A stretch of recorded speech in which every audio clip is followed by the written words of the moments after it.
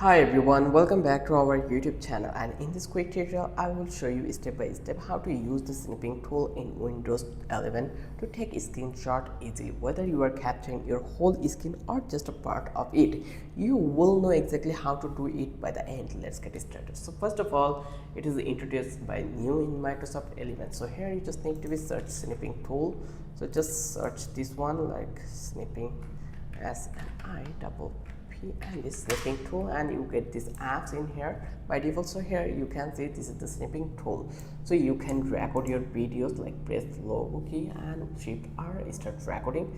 You can click picture. If you click to the new, you can click this one like this way, and it already been done. Here you can see. Now you can erase anything if you want. You can do whatever, like erase all markups here. Then here it will be erased for you. Then you can add highlight also.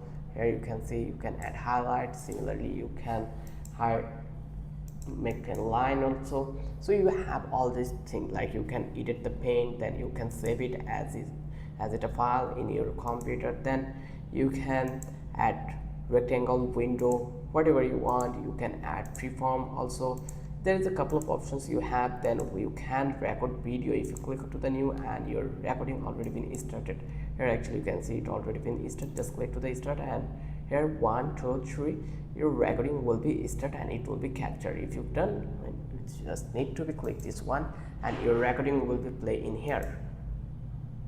Just you can see. So this is the easiest way for using snipping tool. This is the greatest, and I can say ever you found in Windows. I hope you understand how easy the process was to running an snipping tool in your Windows 11. If you love this video, then don't forget to subscribe our channel. Don't forget to hit the like button. Till then, have a good day.